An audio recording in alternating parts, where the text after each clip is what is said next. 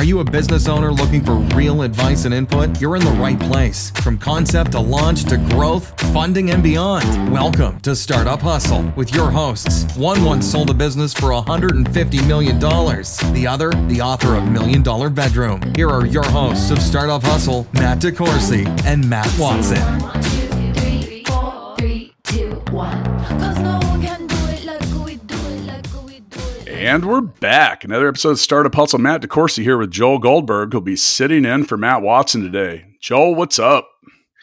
Just, I'm hanging in my house. How about you, Matt?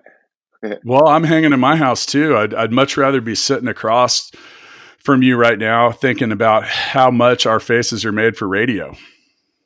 Well, now here we are. Exactly Wait, where we aren't should you? be. Wait, aren't you a TV guy? I know it's true, though. I think your assessment and your analysis and every bit of it is not just accurate; it's obvious. But they had kept on putting me on TV and this ugly mug. That no longer is happening. Although, I'll And pop that's what up I in want to some other talk about stuff. today. Like, Yeah. you know, I took off for a trip to the Philippines and I left, and you let the whole world of sports fall apart. Joel, why? Yeah, I know. This is a different world than when you left, as you know. I'll tell you what, man. There's no there is doubt no about world of that. sports. Wow. Yeah, there is no world of sports anymore. Not for now. It'll come back. I think it's possible that they may actually put this episode of Startup Hustle on one of the ESPNs just to fill air. I mean, it's possible, right? It's possible we might make it on the Ocho or something. But well, anyway, first off, thanks for joining. You know, there's the world of sports is an absolute freaking chaos right now, and that's obviously affecting you. It's affecting basketball, really anything. And I just thought that would be interesting to talk about, because I think that a lot of people look at a sports league as maybe being out of commission and like, oh, well, those rich athletes, they'll be all right for a little bit, but it's not them that we necessarily need to be concerned about. It's all the ancillary economic impact that the lack of sports and events in general are throwing at the economy. I mean, what do you got for me on that topic? Well, I think it's all of the above. And, I would also say that, people aren't going to feel sorry for, the multi-million-dollar athletes. And for the most part, most of them are good. But you also, when you start looking at minor league players who make minimal money a year and suddenly they're and haven't been paid since last fall either, right? Right. And I know this isn't really going to resonate with everyone, but look, no matter where we are in terms of salary, in terms of what we make, a lot of people spend based on what they make, and the really good ones know how to save for that rainy day, so to speak. But even your top athletes are probably living, not all of them, a life that's a little faster than they should, and then that's part of being young and coming from backgrounds sometimes where they had no money. So I actually do worry about some of those guys too. Because I think we should worry about everybody. I mean, it's easy right now to say, well, you should have saved your money. Well, we all should have been prepared for a pandemic a little bit better, and most of us, shoulda, coulda, woulda, right? Yeah, I mean, you can't. You and I have talked about that. You can't look backwards on that type of stuff. But I do worry about the vendors and the people, because when you start looking at the folks that work in the stadiums, they're oftentimes working multiple venues. It's no different than the restaurant industry and the people in the service industry that suddenly are out of business. And and that's largely it's hard. That's largely known as the gig economy, and those side gigs for those people. And that's the thing I think that's going to be really hard to wrap our arms around economically is, somewhere there's a single mother who is counting on working on 81 nights at the K and at Royal Stadium. And she, could be an usher, it could be a suite attendant, it could be someone else. And you start taking that money out of the economy, and it really has a ripple effect on a lot of people, because, it's one thing, like you mentioned, we're recording this virtual, and thanks for being one of the first guests to do that. Cause we've always been very insistent on an in-studio appearance. Right. And, that change, even there, like I was sitting here swearing at recording equipment before we actually turned it on. But the thing is if we got to lock everyone else up, if we got to lock ourselves up in our homes and we do nothing but provide fear and anxiety and financial unrest at the time, that makes the quarantine process that much more excruciating. And by the way, how are you handling it? Oh, pretty good. I don't think I'm different than anyone else. And I mean, everybody is handling this in their own way and in different ways. But I'm trying to, we always hear people say, Matt, be authentic, be yourself. And I think that it is important during these times to stay true to who you are. Now, let me explain that, because I think that you do have to adapt right now. You can't keep doing things the way you were doing them, but I still think that you need to be true to who you are as a person. Um, unless you needed a lot of things to work on, and we all do. But I guess my point here is that I've always been an upbeat, optimistic person. I'm a glass half full kind of guy. I don't think that it serves me well right now to be having a daily pity party. And so I think, and everybody goes through this in their own way. And so, there are moments where you might need to just shut it down. There are moments where you just, you want to feel down and feel sorry for yourself. But I don't feel good unless I'm working. I don't feel good unless I'm trying something. And so, I think that I've said this to a lot of people, and I've heard it from a lot of people that so many of us strive for perfection in what we do every day. And I don't think perfection right now is the key. I think it's just getting it done. And if it's getting it done messy, if that means that this audio feed isn't quite the same or at quite the same level as as the startup hustle before that, that's fine. One, you'll continue to make it better. Two, no one's looking for perfection right now. And if you're going to sit and wait for everything to get back to the way it was and perfect, you're going to lose a lot of opportunity. Yeah, you might be waiting. I've often talked about the right time, and the fact that phrase is really a myth. Like the right time never really comes, but there are definitely times that can be more favorable than others. And I think that part of capitalizing on situations like this is, when and where can you do something productive? So now I want to switch the topic back to baseball, because there's uncertainty as to when, or on some levels, if the season will make it underway. Now, the impact that has, and I don't want to get too deep into it, but like, you're not getting paid if they're not having games. Am I right? Yeah, no, I am. I have no baseball income at the moment. I think that there will be, and from what I understand, I don't know details, there are some projects in the works, things that I could potentially lend services to on TV, whether it be voiceover or some on-camera appearances from the home office, so to speak. But just to give people an idea, and I want to be really careful about how I say this, because I really don't want this to come off as woe as me or feel sorry for me. I mean, and I think you might have seen it. I put a big thing out on LinkedIn the other day to basically just let people know, look, I'm available if there's anything I could do to help you out for your company. And I could do voiceover work, and I could do on camera work, and I could do, social, media influencing and all that type of thing. If you're looking for that right now. And at some point I want to do virtual speech presentations. There's a lot that I could offer, but I did say, hey, this is the way it works. A lot of people don't realize it, but many of us in the broadcast industry that travel with teams get paid by the game. And I didn't want it to feel like I'm complaining and poor me, because I think that most people are in that boat right now. Not everybody, but a lot of people are in that boat. And even the people that have a salary or own a company or whatever's going on. I mean, I think that this is all about perspective. And so, I have my own company and the TV thing, and I don't have any employees. I've got a marketing manager that I pay per month, and I don't, I'm going to struggle to continue to keep doing that for the time being, and we're working on that. But I don't have employees like you do, and so I know you have to go to bed every single night worrying about not just your family, which is first and foremost, of course, but you've got to worry about people all over the world that are working for you, and that's a lot on your shoulders to try to figure out a way to keep them afloat. And so I feel like, in the grand scheme of things, I don't have baseball. I hope that that's for not too long. I don't know.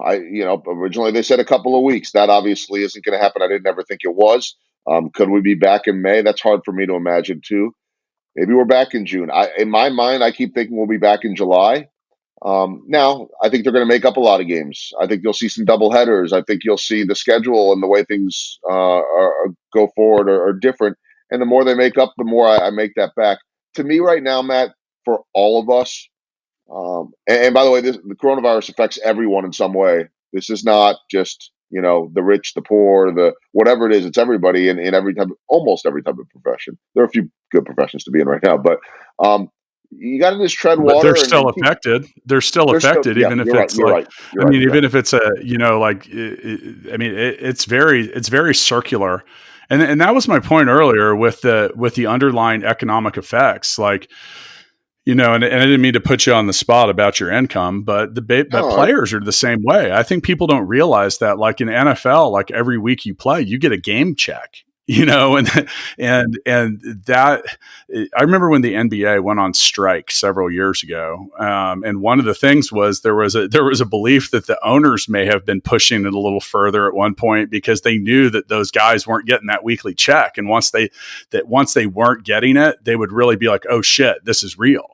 But like I said, that quote game check, I mean, that trickles down to stadium workers, to everyone, man. And there's a whole economy that underlies, all parts of sports, not just MLB. Like now I was in Cebu at the Full Scale office. And once again, today's episode of Startup Hustle is brought to you by Fullscale.io, helping you build software teams quickly and affordably.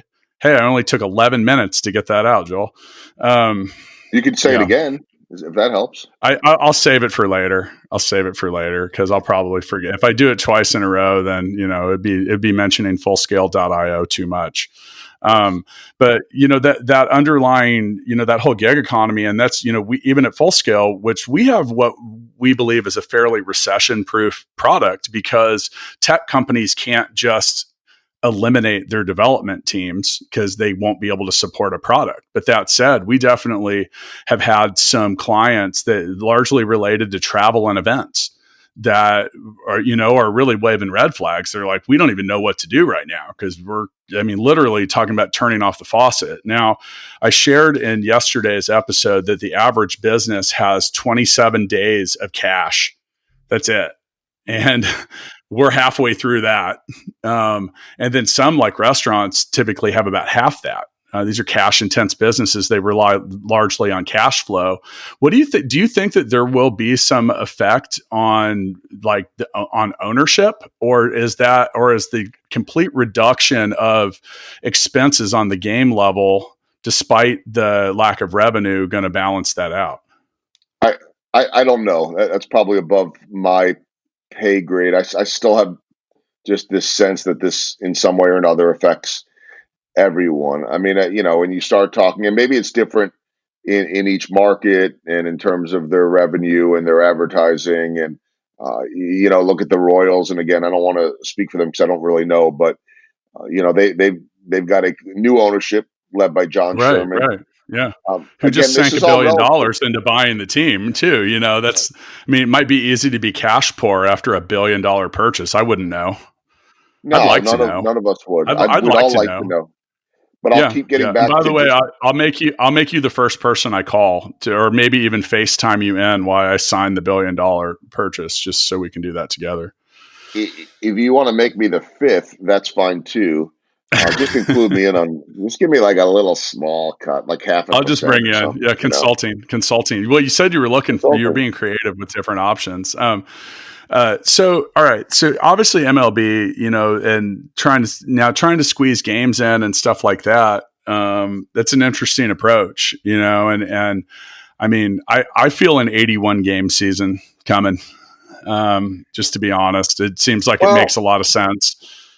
I don't know, Matt. And here's the thing. And there's a lot of elements to this that are going on right now in terms of negotiating between owners and union, and they've got to figure out a lot of issues in terms of getting guys paid. In terms of, think about this: if you are who did I read about this morning that this would apply to? Trevor Bauer.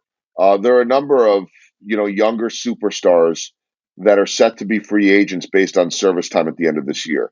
And if you're not a Mm, baseball fan, let's just put it in these I terms. didn't even think about That that. that I didn't even think that about in the that. yeah. Yeah. So in the most Because that's general, based on calendar days, not games, isn't it?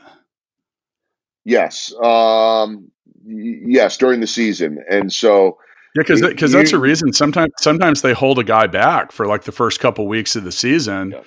and then bring him up, and that's always controversial because I think actually some of those players have sued the league about that, Yeah, like saying, "Hey, you're holding me back, so you're keeping me out of free agency for another year." I hadn't even thought about that. Yeah, in the simplest terms for everybody listening in your audience, and there are exceptions, and this isn't across the board, but essentially, when you get a Major League Baseball player, they have basically 6 years of service time, and that amounts to, as Matt was saying, days throughout the season. So that Yeah, 6 years could happen in 6 years, it could happen in 10 years. But if they're up on, if they're up in 2014 after 2000, maybe 19, then they've got a chance to be a free agent. So basically, what happens is those first 3 years as a player, the teams can pay you the league minimum, which again, it's all relative. We're talking about over $500,000 a year. But as guys are making $10-20 million a year, those guys at the league minimum, you don't have to touch them. They get a small raise every single year. If they're really superstars, sometimes you figure out a way to give them more, or you negotiate something longer term. After 3 years, years 4, 5, and 6, they're arbitration eligible. And basically, what happens there? Nobody wants to go to arbitration, but they might, and then an arbiter basically says, "Okay, we're either going high or we're going low. There's no in between. We're going to either side with the team or we're going to side with the player." Nobody wants to go yeah, through that nasty process, so they usually split the difference on their own and they work something out. But if you are a young player that is well worth the league minimum, you're a young star that's come in to the league. And there have been many over the years, the Mike Trouts, the Albert Pujols, more recently, Ronald Acuna in Atlanta. A kid that comes up at 21 and is playing like, a polished 28-year-old stud. And they say, you know what? We don't want to go to arbitration in year 4, 5, or 6 because a judge may rule that thing is worth for 1 year $25 million. You know what? Let's give you a long-term deal and some certainty. So if you have a bad year, then you're yeah, protected. And let's give you a 4-year deal for $15 million. But what a player is ultimately working for is to get beyond those years of control, the 3 years of the minimum salaries, the 3 years of arbitration, where still the team does have a say in all of this. They want to get past that to free agency. If you are a player that after 2020 was set to do that, and you're going to lose all of your service time because of a season being scrapped or postponed or shortened yeah. out of That's a your big deal. control, it's a huge deal. So I guess what I'm saying with all that, Matt, is there's so many things to work out. I think it is going to be in the league's best interest in terms of that. That would be in the union interest, but in terms of revenue, because they have so much to make up, and then think about TV and advertising dollars and on and on and on, that if they can find a way to squeeze if not full season, a longer than 81 game season into a few months. I read something today that they're seeing if they can figure out a way to play the regular season through October, do all the playoffs November or maybe even into December in warm weather cities or dome stadiums and in neutral sites. Because ultimately, if you can get this on TV, I mean, think about this right now. If baseball and sports get back on the TV as people are still having to stay home, or if this thing comes back again, we're all craving for something to watch on TV or something beyond all the reruns or whatever it is right Yeah, now. true, It true. would go really well. So I think something that, sometimes you've been down to the full scale suite at the Sprint Center. And, I think sometimes we take things in our life for granted. We went and saw Metallica together, right? Yep, we sure did. How bad would you love to even have that be an Oh, option for later today? I know it's like, I was talking about that with the staff. I was like, yeah, how good would a Kelly Clarkson concert look right now, guys? Because everyone was complaining about going to that. And I was like, come on. And, we kind of got spoiled. I think that while the reintroduction of the event just in general. And I have a history in live events, like a long history with it. Mm-hmm. And man, like I called some of my ticket broker buddies, and they were like, "Dude, you have never been happier that you're not in tickets anymore, Matt." And I'm like, "Well, yeah, that was already occurring, but I mean, there's so much uncertainty because you're talking about all these events that are postponed, and a postponement's different than a cancellation." Because a cancellation, the box office gives you your money back. They do a lot of different things with the postponement. They try to move it. And you also talk about, people promote events and like all that advertising and marketing and everything that went into filling the venue for a show that was supposed to occur sometime in April, get it out. And, I have a lot of musician friends that, I know people from 3 different national touring bands that had to have canceled their whole entire spring tours. And wow, like my buddies in Humphreys McGee were supposed to be here next week. I was planning on seeing them here in Kansas City. I was going to travel with them to St. Louis for 2 shows. Nope, not anymore.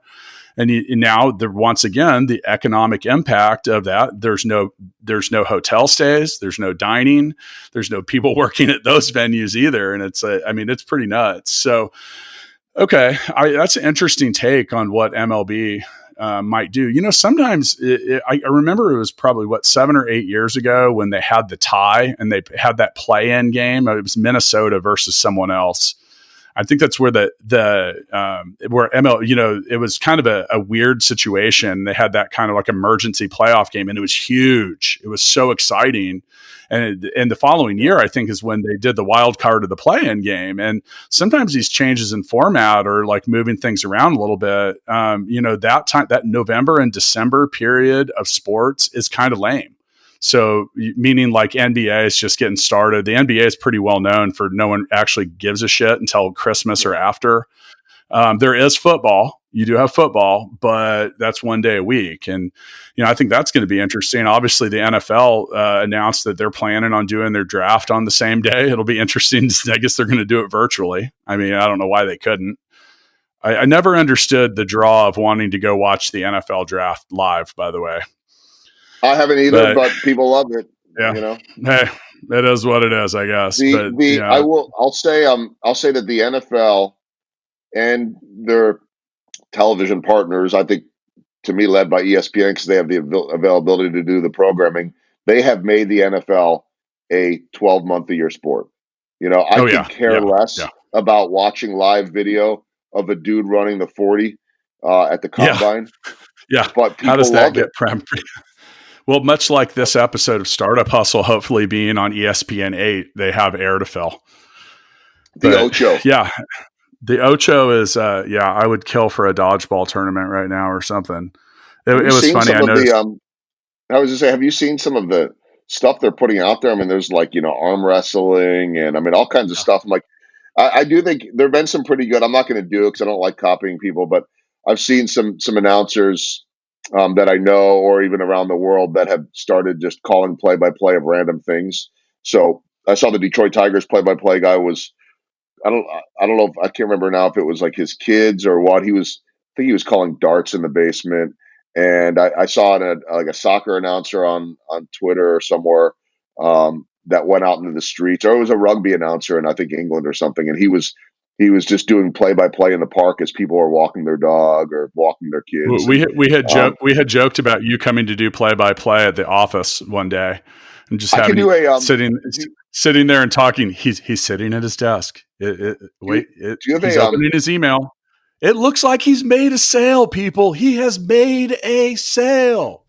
Do you have a live feed of the office in Cebu? Or are they even still going into work right now? No, we had shut the office there too, man. We did that. I was supposed to come back on March 14th, and I extended my trip to the 19th, which was the last day I could get out. Now, today they announced that they're doing a citywide lockdown, similar to what we have going on in Kansas City. For those of you listening outside of Kansas City, we're in our homes because we have to be.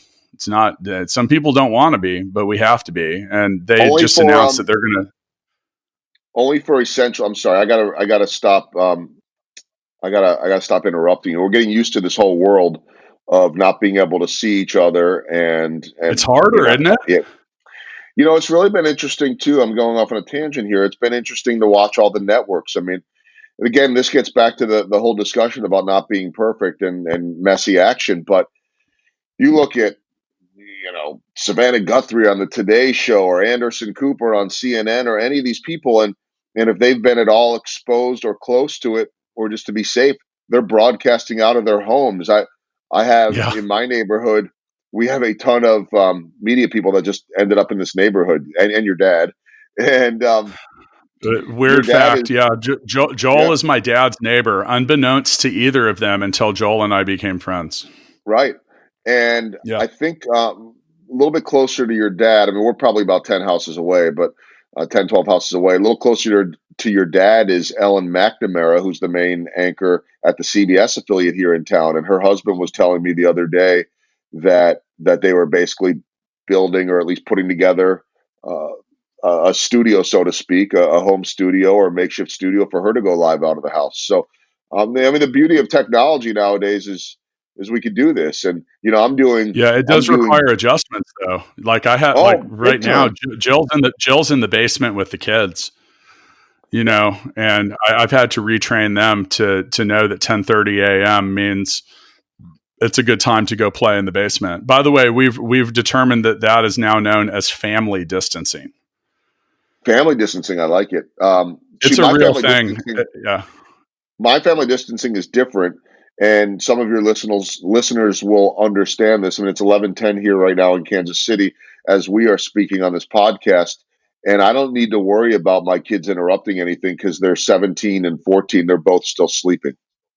There. Well, I was sleeping until 4 minutes before this. That's actually why I Yeah, was a couple minutes late. So, yeah, right. in regards to sports chaos, which sports do you think are okay? So, there's winners and losers in economic turbulence. So, right now, like in my world with tech and startups, the startups in tech that have online collaboration tools, have anything like telemedicine, teleschool, all that stuff, are experiencing unusually high signups or usership. Where in the world of travel, events, some stuff like that, anything that relies on the non-social distancing is struggling. So you can start to see like who's benefiting and who isn't. It's usually a bit of a give and take, and then obviously there's the section in the middle. I'm not talking about individual people. Obviously, they're affected. We're going to have an increase in unemployment. But which leagues? I mean, across all of them, do you think are the most vulnerable? Are going to be the most like terribly affected by what's going on? Oh, I don't know. I mean, I think it's across the board. Well, let me put it this way: any of the big boys, so to speak. So when you start talking about here in the States, when you start talking about NFL, NBA, NHL, MLB, and MLS, I think that they will all be fine. I certainly wonder about, minor leagues and some of that. I wonder about, like, and I don't know, but the XFL is new, and God, they they can't had catch to. a break. No, and I think that they had some traction. I mean, I wasn't really watching. I'm not particularly interested, but it seemed like they had some good things going. It seemed like there was a lot of build and momentum. Again, a reminder that I think people do have a taste for football 12 months a year, and now suddenly they've got to go back to square one. I think that every sport will have their challenges. I mentioned baseball before, and I think that there are logistics from contracts and players, and not to mention advertising dollars and all of it that people are going to have to figure out. But I do think this. I'm not really answering your question. I'm kind of pivoting on it a little bit, but I just think that sports has always been, and I think you can say the same thing about music, arts, theater, has always been at its core a diversion for all of us in some form or another, and Yeah. it has been what we rely on during the tough times. And I believe that when that comes back, people will appreciate it and love it even more. If they were taking it for granted, we all take things for granted. They will take it less for granted. Opening day in baseball is always in the United States for many people, it feels like a national holiday. If you were to Yeah, no actually doubt. close, if you were to close, schools and make it a national holiday and all that, I don't think there'd be a lot of arguments from many people. And so people enjoy that one day, and then it kind of dies off the second day, and you get into a rhythm. I can only imagine when baseball comes back, if it does this year, what that first day and second day and third day will feel like. I think there's, like anything else, Matt, you know this in business, that through these tough times there will be opportunity. Yeah, and once again, it's like, and it's not just a personal opinion. I mean, it's a proven fact that there are winners and losers, and sometimes more on one side of that line, and in just about anything. I mean, there's people and organizations. Well, you look at the NFL, like, to the best of my understanding, the majority of the NFL's revenue does not come from the actual stadium and the game itself, right there. Like, I mean, it's largely TV revenue. You have licensing, you have a whole ton of stuff like that. Now, that said, do they want to lose the gate revenue? No, I mean, certainly not. But at the same time, that's a league that's positioned to do well on TV. I think the NBA is definitely going to get the short end of the stick here a little bit. I think they'll come back and play. I don't know if they'll play the rest of their season, but for the NBA, that's one of those things where they don't really usually pack stadiums or arenas, and until the end of the season, when the games start to feel like they matter a lot more. Obviously the playoffs are a big thing, both for TV. I know a lot of people will watch the games during the regular season, but you get national coverage on playoffs. I think that's a time that is also big for the brand. And I hadn't even thought about your point earlier about pending free agency, like Giannis. I can't say his last name, that plays for Milwaukee. I think he's a free agent after this year. And if they don't finish out this season, and in Milwaukee, kind of Kansas City's like third cousin when it comes to, shitty markets to be a winner in on a lot of years. I mean, this is Milwaukee's time to shine as a city, and seeing how much pride and ownership in the city and the teams that Kansas City has had when the Royals won the World Series and when the Chiefs won the Super Bowl, I think it would suck to potentially miss out on that. So, I mean, I think there's going to be a lot of make believe. Now, on a side note, I did finally get the perfect bracket that I've been seeking for years. So how'd it go? KU all the way, won by 40, except for when they played Mizzou, and then they won by 100. It was crazy. Oh, of course. Yeah. So, that'd be good to get Mizzou and KU back. How many people would watch that? We've been looking for that for a lot of years. I saw something on ESPN. That's actually going to happen later this year, assuming we get some shit figured out. But yeah. On ESPN, they did a simulation, and they had Wisconsin winning the whole thing. I'm like, finally, my school wins the championship for the first time since 1941, and it didn't happen. So I think that just proves that technology doesn't know shit.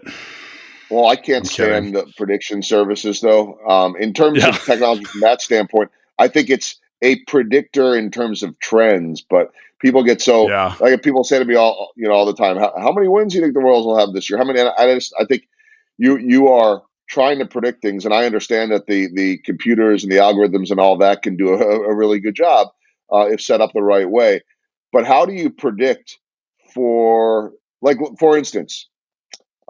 Now, if the season had been starting on Thursday as had been expected, and those simulation services came out with their predictions, and then the Mets yesterday, their star pitcher, Noah Syndergaard, they announced that he needs Tommy John. And last week, the Red Sox announced that Chris Sale needs Tommy John. Do you have to redo the predictions then? Do you have to redo them throughout the course, day by day as injuries happen and this and that and, unforeseen situations? So I think that those things are all fun because they give everyone a chance to say, yes, I agree. No, I don't. This is bullshit, blah, blah, blah. But the reality of it is they don't know. And right now, that's, I think, the hard thing for all of us is we don't know. Like, how do you predict? See, I think the NBA could do really well, and same for NHL. I understand that the NHL market is totally different. It's not just a niche audience, but there are, of the four big sports in the United States, there are less people that know about hockey. You go up to Canada, or certainly certain parts of this country, the Northeast and Minnesota and, Chicago and now St. Louis, that their hockey communities are bigger. But if you're a hockey or a basketball fan, and if somehow this comes back And even if they have to prolong it and play into July, or I don't know what their situations are, imagine coming back and just having a mad dash for the playoffs. Essentially, you're just going to start with the playoffs or close to the playoff run, and now Well, you get that was 2 one of months. that was one of the things with baseball, man. Like if it's an 81 game season, just say theoretically it's a 50% season, like that changes the dynamic because there's teams that come out hot. Like what back in the 80s, the Milwaukee Brewers won like the first 20 some games that they played, and then they didn't even make the playoffs that year. Now, if you do that in an 81 game season, that's a completely different outlook, and Right.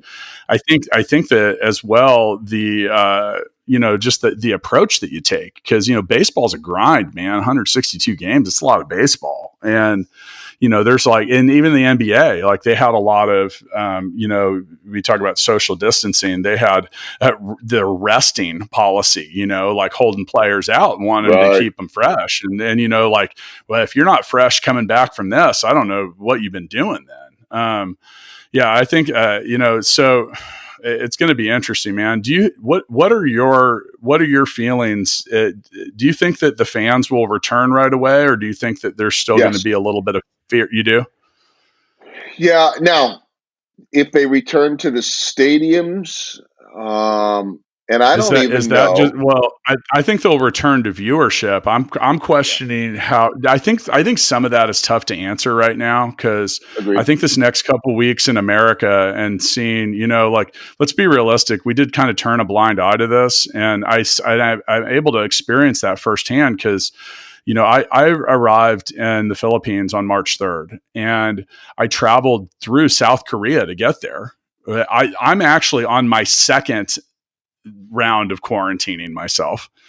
Traveled through South Korea, got to the Philippines, and I experienced a whole different level of how they were handling this compared to when I came back. And honestly, it freaked me out a little bit because for the final 10 days that I was in Cebu, everywhere I went, they have someone at the door like zapping your forehead with a thermal laser, because if you're above a certain temperature, they won't let you in. And I haven't seen that here, but it's preventative though. It doesn't take any longer to do that. It takes like 5 seconds longer to do that. Hearing that breaks my heart, because we're not South Korea, some of these other places, they are. Well, they've been through this before. They've been through this because a lot of this same lap of COVID-19 is similar to SARS, the swine flu, the bird flu.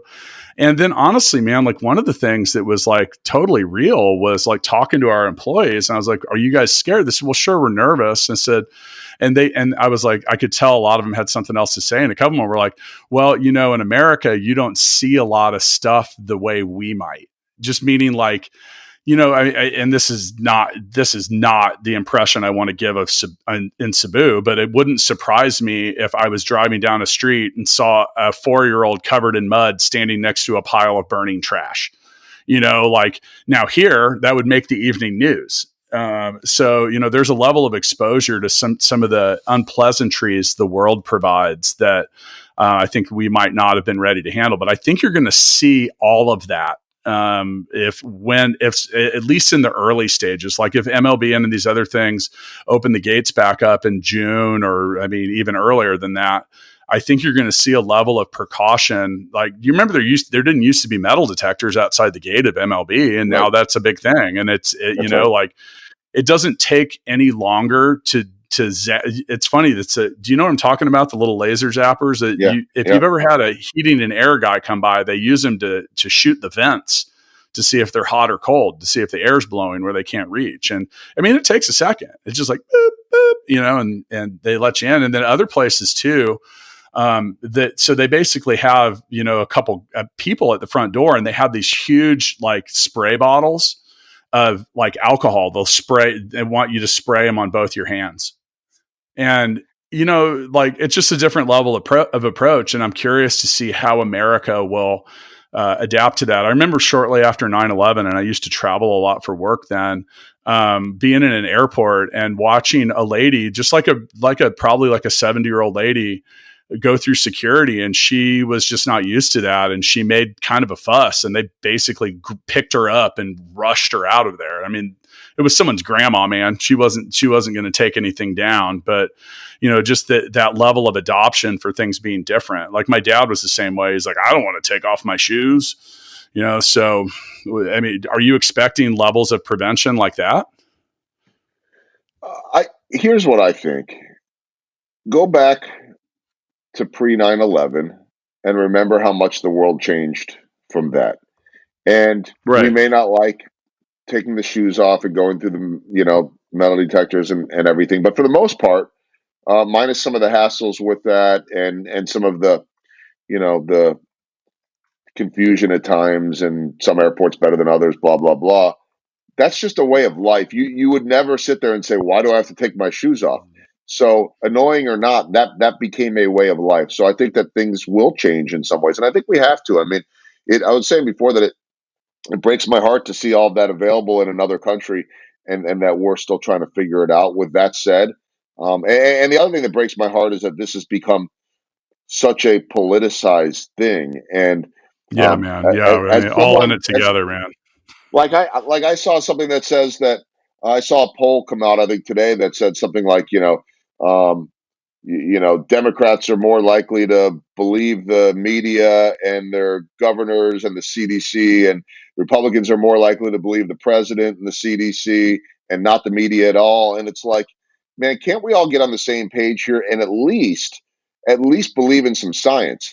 And I know that can for be like touching. A fucking month. Just give us a month, people. Get back to being assholes to each other later. Yeah. I just man, and that doesn't mean. You mean science actually proves things to be right or wrong sometimes, or fixes problems? I was a shitty science student, so I'm certainly not an expert on any of this. But you know what? When you're sick, but Matt, when you're sick, what do? You go to your doctor. If all of the doctors right now are saying the same thing, and they're different levels. I mean, I've got friends that are doctors that say this might be an overreaction, but no one, like I talked to one of my close friends who's an ER doctor down in Florida, and I'd be interested to ask him, a month later where things stand. But he said this might be an overreaction, but it's a worthwhile overreaction because if they don't stop this, if they don't stop this, then it becomes really bad. And I'm not going to preach to everybody. I mean, either you get it or you don't, and hopefully there's time for more people to get it. But we're playing with something here that we've never seen in our lifetime. And you know what? The flu is something we deal with every day. We have vaccines. We get shots for it. We know how to treat that. It's not as contagious. All this type of stuff. We're trying to figure this thing out.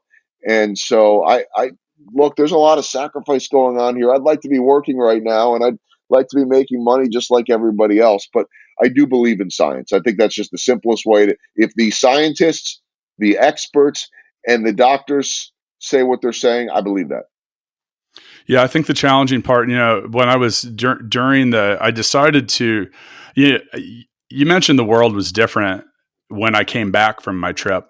And I watched it, like my world's changed dramatically. I mean, overall, I've grown so much as a leader, as an entrepreneur, as a parent, and just as a person from what I went through. Cause I say that being right there in the office, I have 190 employees that come to work at that office. And,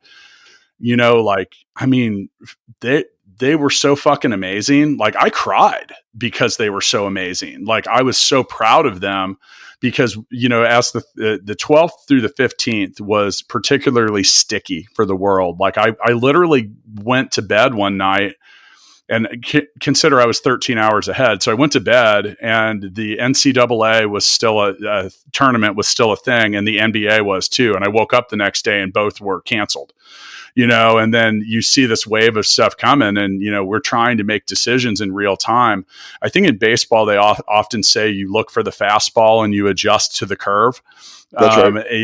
And with that, I mean, that was like literally now 7 of them are coming at you. I had to do things and prepare for stuff and deal with a level of chaos and also trying to prevent chaos because inciting fear and panic in people is a dangerous thing. And that's the thing that I think live events are going to have to figure out is, like, cause I'm telling you, man, you as well as I do, you put 20,000 people all in one place. And if they start freaking out, you're not going to stop them.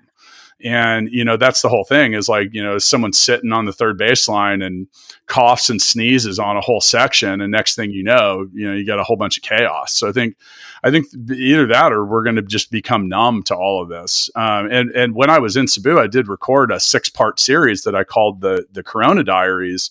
And I was really trying to share my experience. And I think that the thing that I've realized not only from that point and going forward is there's a lot of people that are scared, that have anxiety. Tom Petty said it the best. The waiting is the hardest part. I think that's the part that's killing a lot of people as I've talked to them, feeling cooped up and you're like, I just want to get back to normal. So stay the fuck home, people.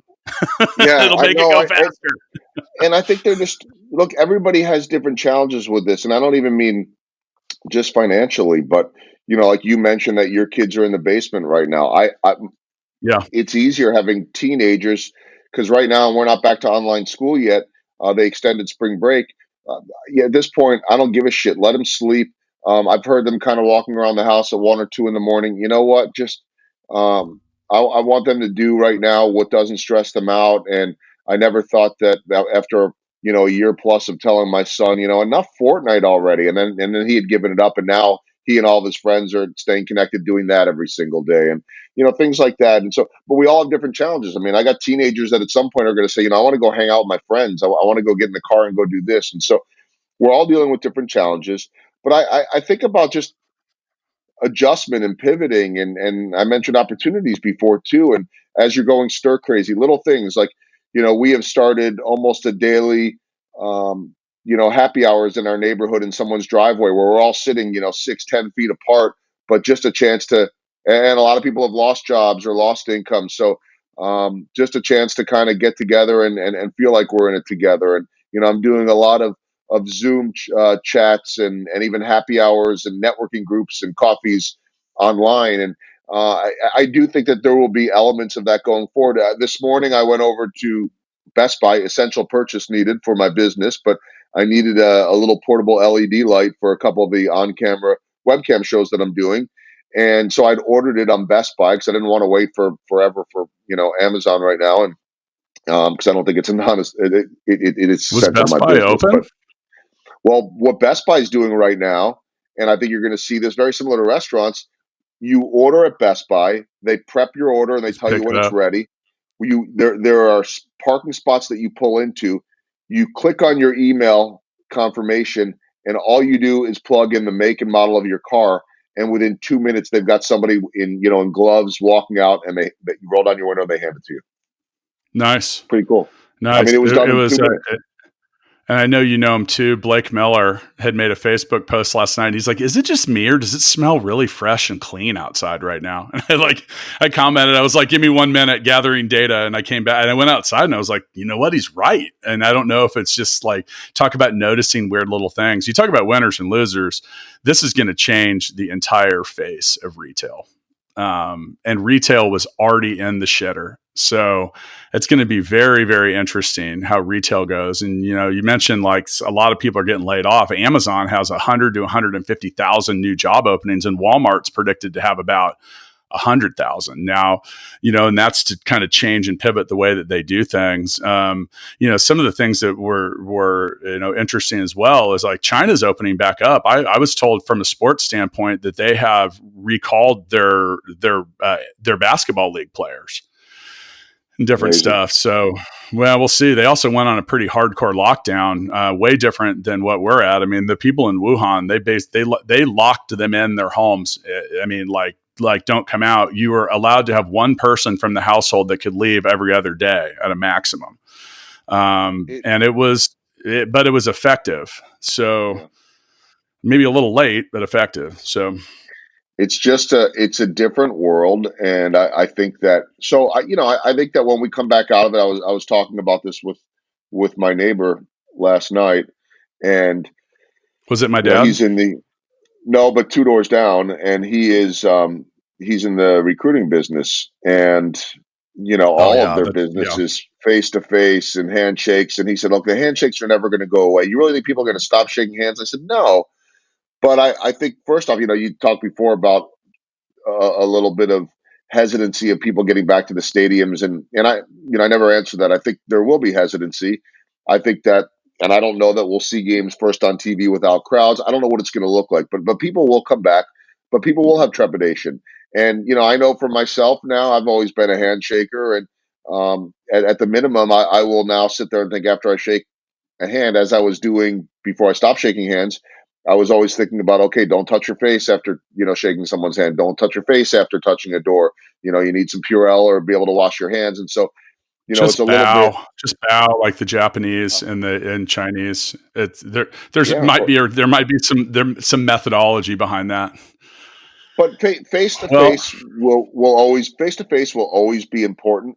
But I think the way that we are able to do business online will be new, and that'll be the next generation. I mean, in the way that our kids, yours are a little bit younger, but in the way that my kids only know the world of texting and social media, and it's very rare that they would ever pick up that cell phone and actually call a friend. If they do, it's on FaceTime. It's not a normal phone call. We could have never imagined that growing up. This next generation will have a different element, conference calls and Zoom calls and all this. So, in that standpoint, and this should be comforting, we'll get through this and the world will continue to evolve as it always has.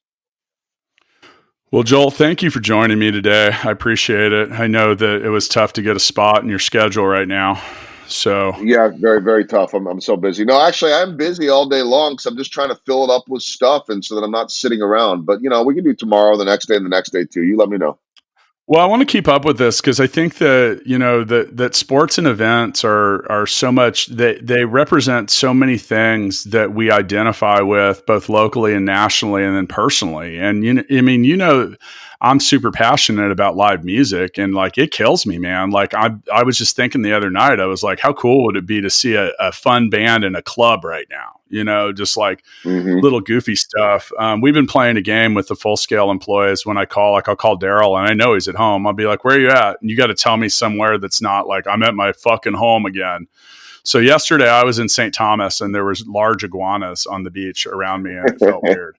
But the point with that is like if you have to keep calling people and over, like I know you're at your home, because that'd be a common question. It'd be like, hey, where are you at right now? Well, I'm at home. I'm at home. I'm at home. I'm at home. But yeah, why not have a little fun with it? I want to close this out by saying, look, you're going to sink or you're going to swim, and if you're going to sink, go ahead and do it. Like, sitting around and going slowly slowly sinking is not going to be better for your business or for yourself. Now, like I said, I'm always a swimmer and you can swim around sometimes until you find the right thing. I mean, some of that at Full Scale is you talk about, you mentioned earlier, people will be doing business differently. That's why we have a pretty exciting business offering right now, because people in the past that have been like, well, we only want our programmers all in the same room. Okay, how reliable does that feel right now? So there's definitely going to be a whole tranche of people that come out, or businesses that come out of this, and they're going to say, oh, wow, we could work a little differently. We could be at home a little more. We could do some more remote work. We could consider working with people that are all over the planet and a whole lot of different stuff. That's the part of it that'll be interesting to find out. And I think that, there is an interesting trickle down to that. I mean, that's less carbon footprint. There's a whole lot less fossil fuels being used. And, now then again, I mean, I'm like you, Joel. I like the face to face. I like to sit. That's why we do the Startup Hustle in the studio up until until the last couple of weeks when we couldn't.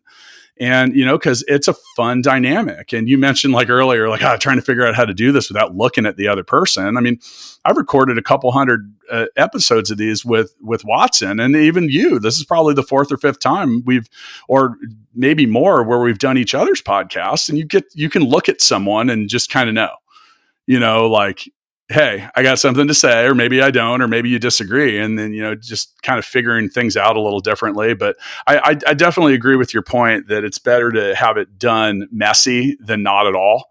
I think that over the past few years, the world has become a lot more tolerant. Like, you don't need a TV studio to do Instagram Live. and so much of that, and don't let your perceived lack of anything stop you from doing stuff right now. I think you have a tremendous time to work on your personal brand. You can also so some of the things I've been doing, I've been looking for 30 to 50. That's right. That's kind of a big number. People every day that I don't know, not just friends on Facebook, but other people. And I've really started effectively building a network. I've been looking for other CEOs, entrepreneurs, podcast hosts, writers, just people that are doing different things. And how can I get involved? And now I'm hoping that it will eventually be out. I also organized a fundraiser on Facebook that the proceeds from it will be used to purchase food from locally owned restaurants and deliver said food to medical providers, hospitals, shelters, places like that. And it's interesting. I'm on my second full day of waiting for Facebook to approve it. You put in a fundraiser right now, and there's literally a banner. It's like, okay, so you're probably going to have to wait. We have more people than ever trying to organize fundraisers, and we have fewer people than ever here to approve them. So, but try to see what, when, and where you can do something that makes a difference. I don't directly benefit from buying food through a local restaurant and giving it to medical people, but maybe I do. Maybe those people that are able to, they have a tough job they're going to have to do, and many of these, they're going to be overloaded. It's coming. So, Joel, you got any closing remarks? No, I think you hit it. Let's do this again. And I'm all about trying to give people hope right now. And this isn't easy. Everybody's struggling. I think if we remember everybody's struggling together, it might look different for everyone. But I think that when you think, Matt, we all go through tragedy. We all go through tough times at different times. We all know people on a regular basis that lose a loved one. And you hear about it, you're empathetic, you feel bad, you offer a little bit of help, and then you go on with your life and you think about them, and and maybe you pray for them or whatever your thing is. But unless it's your parent or your loved one, you're empathetic. But this is one where everyone is going through it in some form or another. So I think just let's keep innovating. Let's keep being proactive. Let's keep trying to help people out. And everybody keeps talking about life on the other side. We will get through it. Life might not be the same on the other side, but we will get through this. And I keep thinking about that every day. I think in many ways it'll be better. Thanks again for joining me, Joel. See you all next time.